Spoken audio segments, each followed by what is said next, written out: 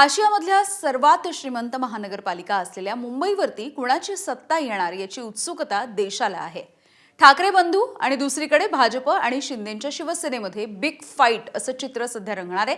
त्यामुळे मुंबईकर कुणाला कौल देणार हे येत्या 16 जानेवारीला स्पष्ट होईल। मुंबईच्या निवडणुकीच्या संदर्भात एबीपी माझाच्या प्रतिनिधींना नेमकं काय वाटतंय बघूया।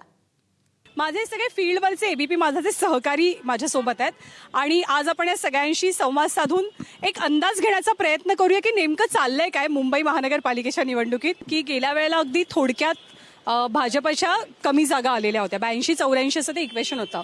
यावेळेला म्हणजे तुम्ही सगळ्यांनी असं उत्तर दिलं तर यावेळेला का भाजपसाठी इतकं महत्त्वाचं बनलंय या पालिकेची सत्ता स्वतःच्या ताब्यात?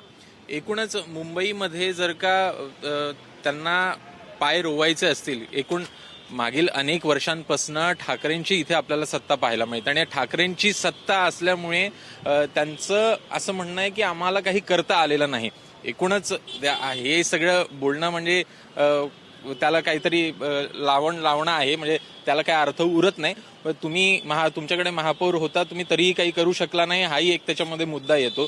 या सगळ्या मुद्दे जरी का असले तरीही सत्ता हातात असणं आणि 1,00,000 कोटींच्या जवळपास अर्थसंकल्प आपल्याला पुढच्या वेळेस जाताना पाहायला मिळणार आहे। ह्या सगळ्या मोठ्या प्रमाणात पैसा आणि त्या पैशातनं सत्ता, हे सगळं हे प्रकार आपल्याला मुंबई महापालिकेमध्ये दिसतो। मात्र प्रामुख्याने जर पाहायचं झालं तर तसा माहोल हा महानगरपालिकेचा पाहायला मिळत नाहीये, ज्या पद्धतीने शिंदे मुंबईत फिरायला हवे होते। एकीकडे आपण पाहिलं तर कुठेतरी अंतर्गत नाराजी ही तर आहेत, मात्र त्याचबरोबर ती भाजपसोबत अनेकदा उडालेले खटके, नाराजी नाट्य याचा फटका देखील या निवडणुकीमध्ये पाहायला मिळेल। अनेक ठिकाणी जी सीट शेअरिंग झालेली आहे त्यावरनं देखील नाराजी पाहायला मिळते। अपेक्षित जागा शिंदेंना या मिळालेल्या नाहीयेत। दुसरीकडे पाहायचं झालं तर शिंदेंना कल्याण, डोंबिवली, ठाणे आणि अंबरनाथ याच ठिकाणी बांधून ठेवलेलं प्रामुख्याने भाजपने पाहायला मिळालं। त्यामुळे मुंबईत जर आपण पाहिलं तर या दोनच फेऱ्या, प्रचार फेऱ्या या शिंदेंच्या पाहायला मिळाल्या आणि दुसरीकडे एकच सभा होणार आहे। त्यामुळे हवं तसं शिंदेंना या नगरपालिकेच्या दरम्यान मुंबईमध्ये फिरता आलेलं नाहीये। दुसरीकडे सांगायचं झालं तर ज्या त्यांच्या सीट्स आहेत तर काही सीट्स या खरंच खूप स्ट्रॉंग आहेत, मात्र काही ठिकाणी याचा फटका हा नक्कीच शिंदेंना बसू शकतो। काँग्रेसमध्ये थोडं वेगळं पाहायला मिळते, सत्ता नाहीये, कार्यकर्त्यांची उणीव आहे, आर्थिक हे नाहीये, त्यामुळे कुठेतरी एक मरगळ आलेली आहे आणि त्यातूनच आपल्याला पाहायला मिळते का तशा प्रकारचा प्रचार फार असा जोरात होताना पाहायला मिळत नाही। आणि मुळामध्ये वंचित आणि काँग्रेस जरी दोन्ही एकत्र आले असले तरी त्यांचं एकत्रितपणा जो आहे तो आपल्याला पाहायला मिळत नाही। कारण 2 दिवसापूर्वी याच ठिकाणी काँग्रेसने जाहीरनामा प्रसिद्ध केला, वंचितचं कोणी आलेलं नाहीये, त्यामुळे अजूनही त्यांच्यातला एकपणा जो आहे तो वाटत नाहीये। ऐनवेळी वंचितने 16 जागा परत करणं, परत 5 जागावरती फ्रेंडली फाईट करणं, म्हणजे तो ताळमेळ असणं अपेक्षित आहे, तो आपल्याला दिसत नाहीये। अजूनही प्रकाश आंबेडकरांकडनं त्याबद्दल काही आलेलं नाही। त्यामुळे कुठेतरी जी स्ट्रॅटेजी ठरवणं अपेक्षित आहे का महायुतीला हरवण्यासाठी कसं प्लॅनिंग करायला हवं तेवढं दिसत नाहीये। ग्राउंड लेवलवरती काय चित्र दिसतंय? ठाकरे एकत्र आल्याचा पॉझिटिव्ह परिणाम दिसतोय का? लोक त्याच्याबद्दल काय बोलतात? लोकांचं हे म्हणणं आहे की 5 जुलैचा जो मेळावा झाला त्यानंतर जो पीक पकडायला हवा होता, लोकांना वाटलं की ही तर सुरुवात आहे आणि 6 महिने 7 महिने त्यांना मिळाले, तर लोकांना वाटत होतं सभा होतील, मोठ्या मोठ्या सभांमध्ये भाषणं चांगली होतील आणि जो मराठी क्राऊड आहे तो पूर्णपणे खेचला जाईल। पण तसं सध्या दिसत नाहीये, कारण आपण बघतोय शाखा भेटींना त्यांनी महत्त्व दिलंय। शाखा भेटींमध्ये जाऊन तळागाळातला कार्यकर्ता असेल, तिकडचा नगरसेवक असेल, तिकडचे छोटे मोठे तिथले कार्यकर्ते असतील, त्यांना कनेक्ट व्हायचं आहे। त्याच्यामुळे एक वेगळी रणनीती आखलेली पाहायला मिळते आणि जसं शिंदे असतील किंवा फडणवीस असतील हे पूर्ण राज्यभर फिरतायत, तसं ठाकरेंनी स्पेसिफिक मुंबई महापालिकेवर लक्ष केंद्रित केलं पाहायला मिळतं। आणि त्यामुळे माहोल फक्त मराठी माणूस जो अजूनही तळागाळातला मराठी माणूस आहे, जो बाहेर निघालेला नाही, जो कामावर जातो, शिफ्ट करतो, शिफ्टमध्ये काम करतो, त्याच्या मनात काय हे अजूनही कळलेलं नाहीये।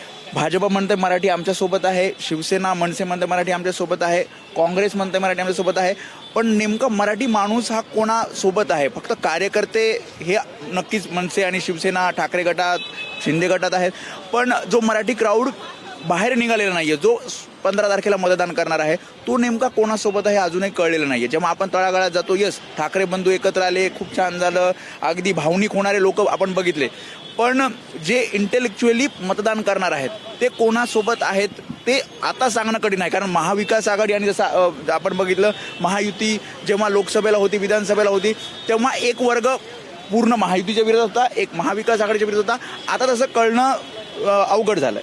शिवसेनाचा जन्म हा झाला शाखांपासून झाला.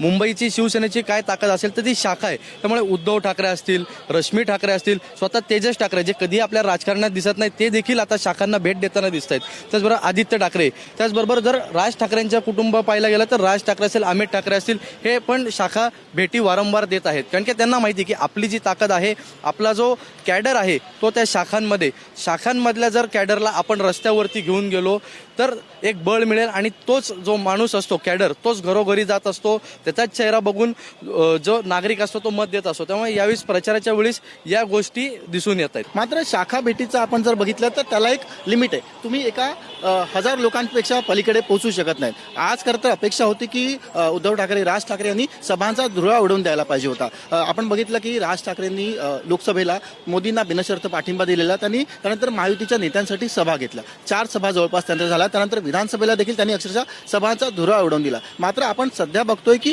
सभा कुठेही होत नाहीयेत, अद्याप सुरू देखील झालेल्या नाहीत. राज ठाकरे यांच्या जवळपास 4 सभा होतील, उद्धव ठाकरे यांच्या 5 सभा होतील आणि त्या देखील शेवटच्या टप्प्यात. तर त्याचा किती इम्पॅक्ट पडेल, किती लोकांपर्यंत पोहोचेल हा खरं तर एक मुद्दा आहे. आणि दुसरं मला असं सांगायचं की सुरुवातीला जेव्हा निवडणुकीची घोषणा झाली तेव्हा किती मुद्दे खरं तर होते, हे जास्त मुद्दे नव्हते विरोधी पक्षांकडे. मात्र जशी निवडणूक आता जवळ येते तसे अनेक मुद्दे आहेत. मग तो विधानसभा अध्यक्षांनी जो काही त्यांनी जे काही त्यांचं फॉर्म भरताना झालं तो एक मुद्दा होता. बिनशर्त निवडणुकीचा मुद्दा आहे.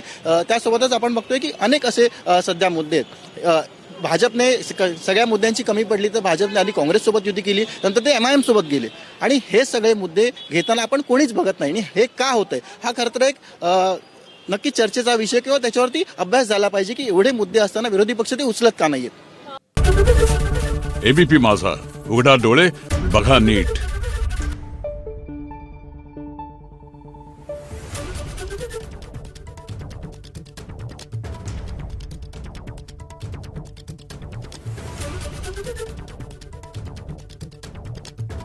Thank you.